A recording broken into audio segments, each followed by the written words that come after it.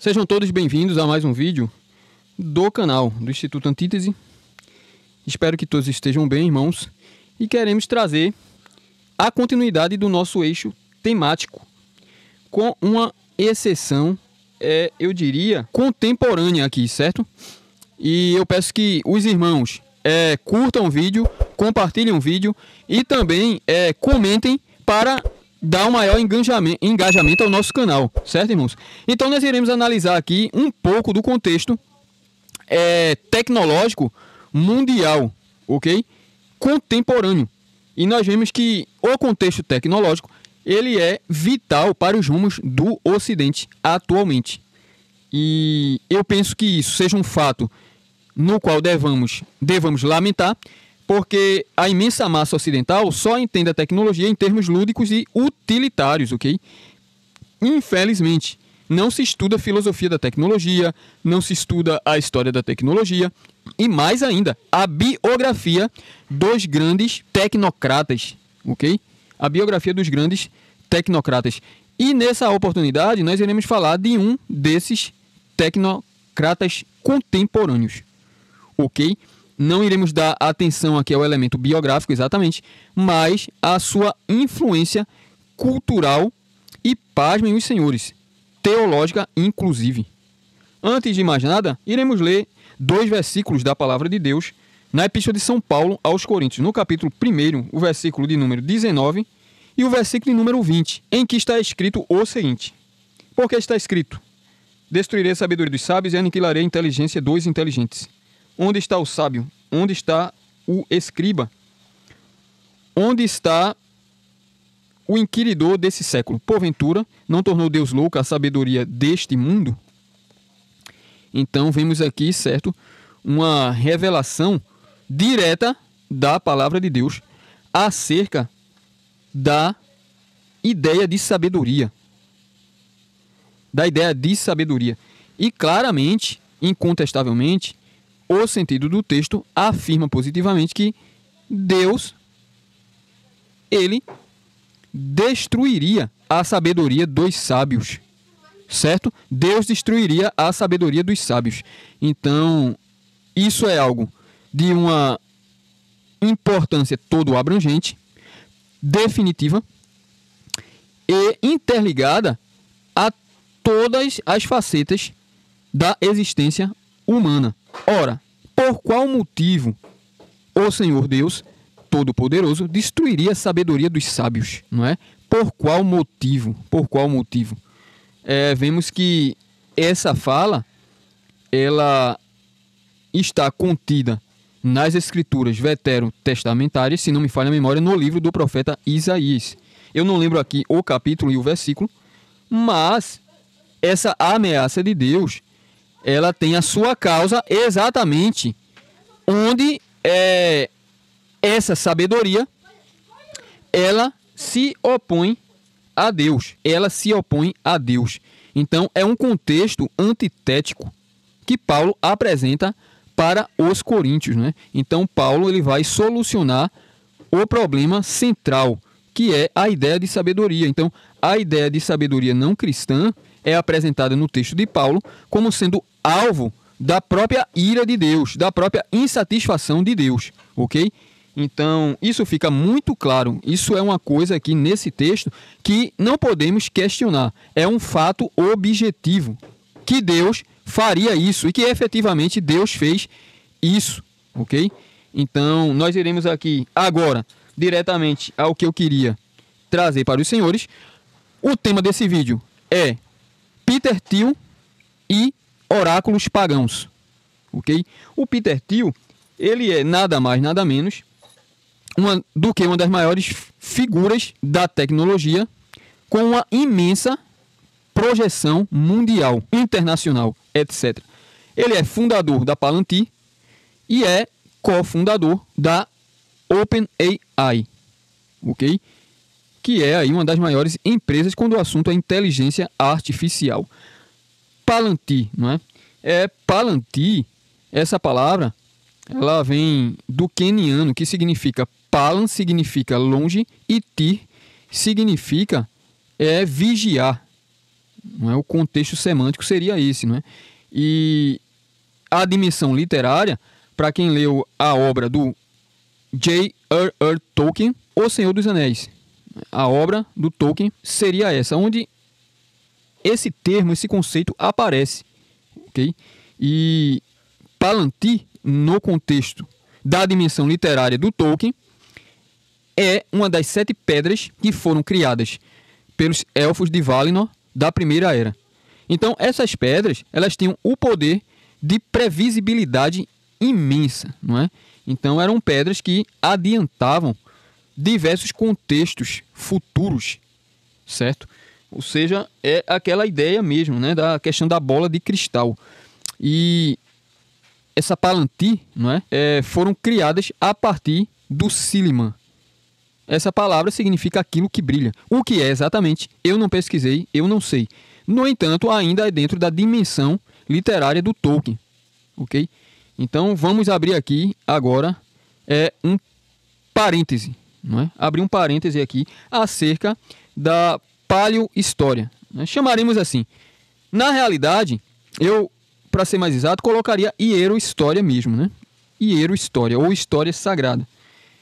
E o fato é o seguinte: nós olhamos hoje para Pumapunku, olhamos para Göbekli Tepe, olhamos para a questão lá de Baalbek, né? Gornaya Choria, que fica na Sibéria, na Rússia, e etc. E nós observamos nesses incríveis achados arqueológicos um elemento comum. E esse elemento comum é de quase total ignorância histórica e mesmo intelectual do que tais construções eram, representavam e como foram construídas. Como foram construídas algo dessa magnitude.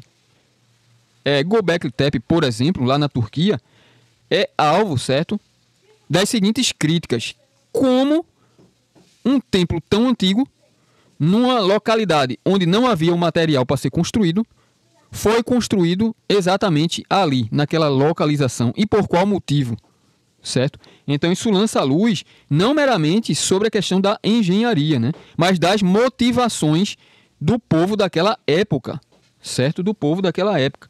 Então, partindo dessa ignorância quase total, avassaladora, acerca das motivações do mundo antigo, nós afirmamos o seguinte: não só o Tolkien, né? Não só o Tolkien, mas, por exemplo, o H.P. Lovecraft, deixe-me ver outro aqui também, não é? Lewis Carroll, o Edgar Allan Poe, Horace Walpole, Philip K. Dick, etc. E vários outros escritores utilizaram a hierohistória ou história sagrada, que é muito pouco estudada aqui no Brasil, não é?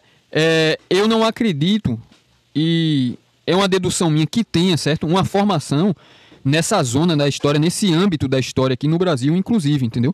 Mas que, por exemplo, você vai olhar para o passado, a hierohistória constitui o alvo, por exemplo, da egiptologia, da indologia, da siriologia, né? Então, autores como Peter Jensen, como Hugo Winkler, como Max Miller, como Hermann Gunkel, Michel Eliade, são autores que exploraram profundamente, consistentemente e seriamente a hierohistória, ok?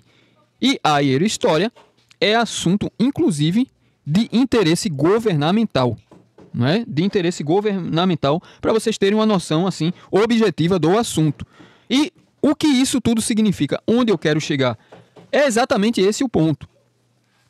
Dito isso, o fato de que a dimensão literária de Tolkien e outros autores que eu citei aqui serem baseadas, não é, na hierohistória, que inclusive possui uma vasta, complexa e seríssima documentação histórica, então, claro que sim, óbvio que sim, que a necessidade literária é simplesmente para trazer um resgate de uma metanarrativa, não é? Um resgate de uma metanarrativa, ou seja, a reconstrução, novamente, da voz a uma cosmovisão de certa cultura antiga para os nossos dias. E, obviamente, que essa cosmovisão é a cosmovisão pagã, que tanto eu já mencionei, falei, expliquei aqui no nosso canal, né? Normalmente, nós temos assim dissecado dentro de nossas capacidades e objetivos a cosmovisão pagã, ok? E a Palantir, não é? Atualmente, ela é uma empresa que analisa, não é? Ela presta serviços, certo? De análise, configuração, estruturação, em IA e etc. E etc. Inteligência artificial, certo? Um outro ponto aqui é o seguinte: o Peter Thiel tem como influência, por exemplo, intelectuais como Carl Schmitt, Francis Bacon e um outro que eu vou ficar devendo a vocês aqui, né? Isso foi até uma notícia recente, né? Eu achei interessantíssimo, né? E peguei um link para montar esse vídeo aqui. É bastante pontual. Veja, ele se declara cristão e, enquanto cristão, ele admira, não é? E concorda com diversas premissas desses intelectuais que não são cristãos. Ele alega ser cristão e vai agora, em outubro, oferecer uma série de palestras, certo? Acerca da escatologia, porque o objetivo declarado dele é impedir a vinda do anticristo. Impedir a vinda do anticristo. Me parece, se não me falha a memória, que politicamente ele está na direita, né? Localizado aí na direita. E que nós detectamos, num objetivo desse, uma estupidez fenomenal. Apesar dele ser um gênio aí da inteligência artificial, ser alguém que é bilionário, é ligado ao governo dos Estados Unidos, por exemplo, para aqueles que não sabem, certo? Até porque a empresa dele também presta suporte, né? Muito importante a agências de inteligência. E agências de inteligência, por exemplo, a britânica vai nascer por fundação. Foi fundado o serviço secreto inglês pelo John Dee. O John Dee foi o conselheiro pessoal da Rainha Elizabeth I, ali no século XVI. E o John Dee, ele era um astrólogo, um mago, filósofo e matemático. Alguém que tinha uma autoridade intelectual inquestionável na Inglaterra, né? Sendo portador aí, da segunda maior biblioteca, à época dele, e ele cria o serviço de inteligência britânico, né? E o objetivo aí da empresa do Peter Thiel, a Palantir, é exatamente esse, né? Fornecer um serviço de suporte importantíssimo, eu diria até vital, para os serviços de inteligência. Ok? Para os serviços de inteligência. Então, ele tem esse objetivo de impedir a vinda do anticristo. Detectamos imediatamente que ele não entende nada de escatologia pós-milenista e que, na realidade, ele faz uma fusão, certo? Da escatologia em certa medida, né? Ou pelo menos em alguns dos seus elementos, a escatologia hindu e assim por diante. E eu não arriscarei, né, um palpite mais largo, né, mais extenso, dado que eu não estudei exatamente a posição dele, né? Mas uma coisa é clara, a posição dele em escatologia é uma posição não cristã. Uma vez que ele alega ser cristão, ele deveria conhecer a posição cristã ocidental, majoritariamente bíblica, do Ocidente, quanto à linha ou à escola escatológica ortodoxa. Não é? Coisa que de fato me parece que ele não conhece, ao menos declaradamente, ao menos em sua proposta pública, certo? Porque isso é de fato uma estupidez inominável, ok?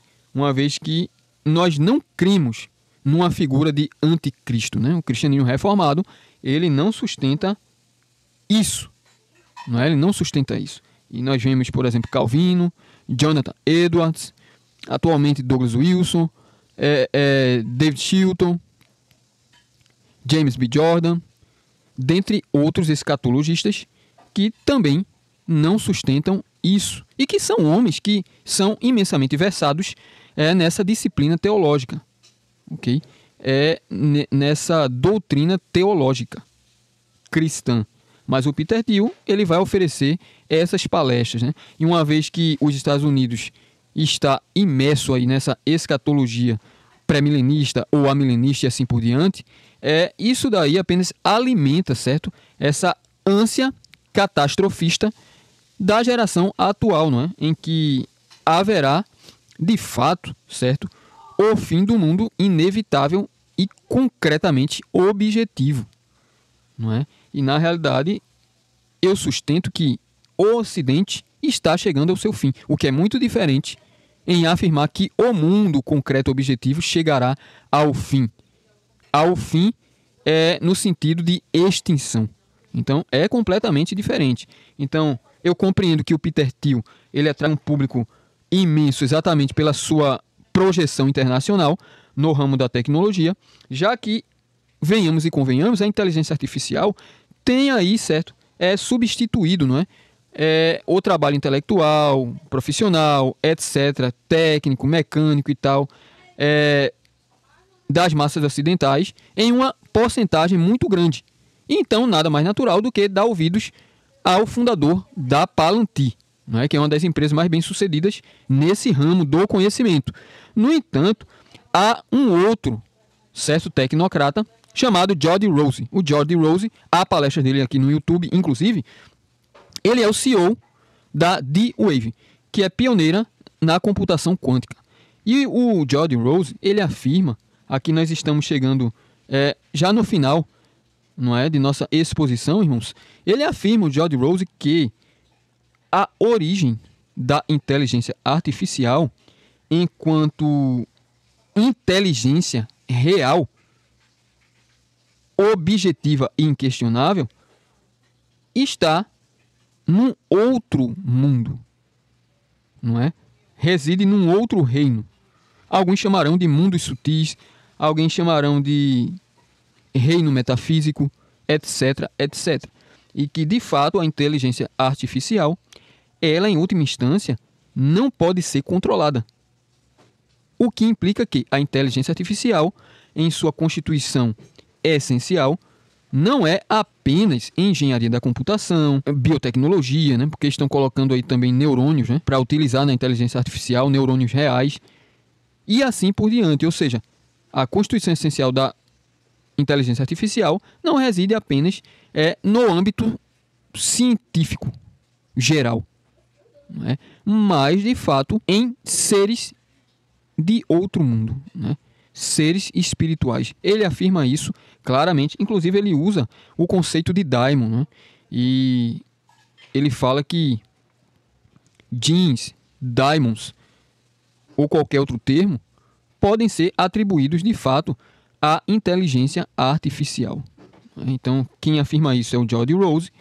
Não é uma afirmação e uma interpretação particular minha, eu estou trazendo dados objetivos e é de fato uma idiotia, eu diria congênita, você discutir, discordar e simplesmente concluir da fala do Rose e da posição também do Peter Thiel que ela é insatisfatória, fantasiosa ou meramente supersticiosa, já que nós estamos falando aqui de autoridades mundiais quando o assunto é inteligência artificial. Então esse fato não precisaria ser discutido mais, né? Então nós temos aqui um fato concreto, onde o próprio George Rose e Peter Thiel anunciam, certo?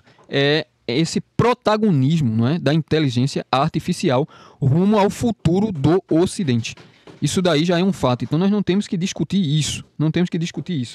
O grande problema da nossa época é que, quando falamos em oráculos pagãos, aqui, segundo o que eu entendo, é exatamente isso. É uma consulta a uma entidade, não é? A um deus ou a um daimon de qualquer tradição espiritual pagã, por exemplo.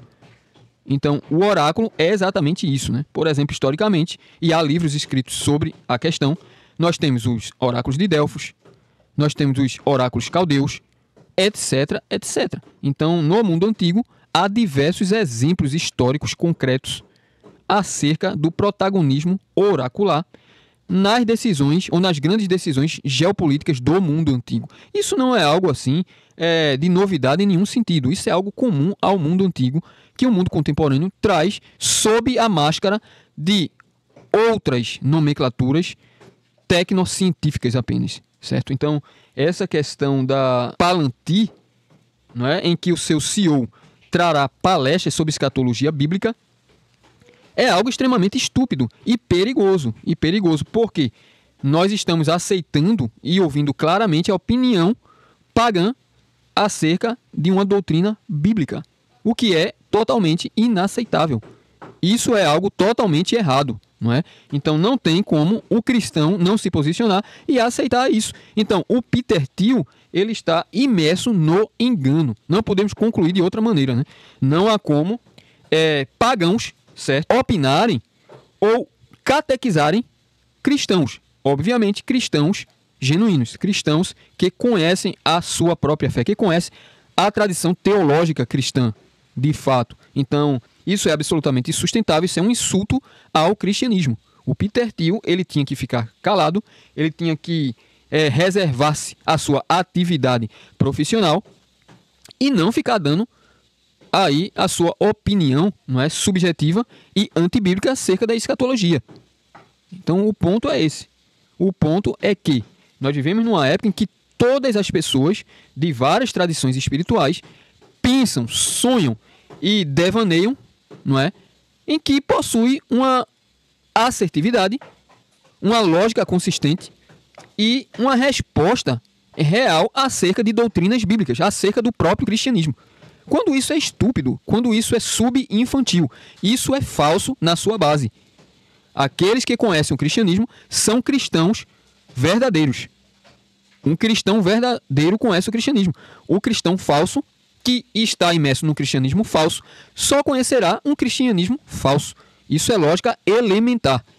Então, de fato, o Peter Thiel, ele está imerso nada mais nada menos na construção de uma narrativa escatológica geopolítica. É o máximo que ele está fazendo. É o máximo que ele está fazendo. E pior, ele está fazendo sob a maldição de uma previsão através de um artefato mágico. Não é o símbolo de um artefato mágico que é a Palantir, ou Palantire. Não é, para usar aqui o termo queniano correto, certo? Então, ele está tentando prever o futuro através das Palantire, que são meros meios para a manifestação de inteligências demoníacas. Não é? Inteligências demoníacas. O grande problema da nossa época é a mentalidade lúdica fantástica. Não é? É você encarar a fantasia como um mero elemento da imaginação. Então isso é um problema gravíssimo. Inclusive isso deveria ser, não é? Creditado, inclusive, na conta da psicologia, não é? Por exemplo, e principalmente a psicologia analítica, certo? Onde se reduz os fenômenos espirituais concretos à mera atividade da imaginação de origens arquetípicas. Então, isso é um problema muito mais profundo e que nós não trataremos aqui nesse vídeo, né? Eu espero que tenha ficado claro aqui o meu ponto e que geopolítica nada tem a ver com teólogo, não é? Um geopolítico é uma coisa, um teólogo é uma outra coisa totalmente diferente. Então, a importância de um geopolítico é a importância, por exemplo, de um bom, eu diria, de um bom garçom, não é? De um bom jornalista, no máximo, quando comparado à importância de um teólogo, que de fato deveria ser um mestre de teologia política e de autoridade estadista. Não é? Como, por exemplo, alguns conselhos do Calvino foram ali ouvidos, né, na Genebra ali, protestante, né, e de vários outros teólogos também importantes. Mas nós vemos que o geopolítico, ele tenta, certo, tomar como também, né, as ciências das religiões e várias outras ciências hoje em dia, a autoridade da teologia. Mas ocorre que a teologia, em sua própria ontologia, precede todas essas ciências. Então, é uma confusão, certo, de, eu diria, prioridade e escala de relevância. Essa é a crise de nossos dias. As pessoas fazem da teologia jornalismo, discussão de botequim, certo? E artigo de prova do Enem. Então, isso é complicadíssimo. Claro que a gente não pode esperar uma outra coisa quando estamos no país em que estamos, né? O Brasil, o país mais subintelectual aí da história, não é? Então, nós devemos tomar cuidado quando ouvirmos que alguém como Peter Thiel é cristão de fato, entendeu? É cristão de fato. Isso simplesmente não pode ser. Isso está totalmente equivocado e isso é um perigo. O cristão, ele luta pelo reino de Deus. E ele não se alia a inimigos de Deus. Não é? Então, que fique muito claro aqui e que Deus abençoe a todos os senhores que ficaram comigo até o fim do vídeo. Eu agradeço, não é, sempre pelo o privilégio, né, de vossa atenção. E que, irmãos, a tecnologia, ela é o elemento principal da tecnocracia, que é o novo cetro de poder, novo entre aspas, né, para um cenário pós-ocidental, né? E temos livro aí tratando já de como se desenharia o mundo pós-ocidental. E claro que nada disso é por acaso. Então nós precisamos, enquanto Igreja do Senhor, nos retirarmos com muita pressa do contexto político nacional. O Brasil, ele simplesmente é uma peça, não é? Uma arma para a geopolítica mundial. O Brasil não é um protagonista no sentido de uma França, dos Estados Unidos, de uma Rússia, não é? Nesse conflito cósmico, ok, irmãos? Então que fique claro isso, que fique claro isso. O Brasil, ele não toma decisões sozinhos, porque ele é administrado e governado desde fora. Desde fora. Basta você vasculhar Foro de São Paulo, origem aí do PT, conexões do lulopetismo, etc, etc, etc.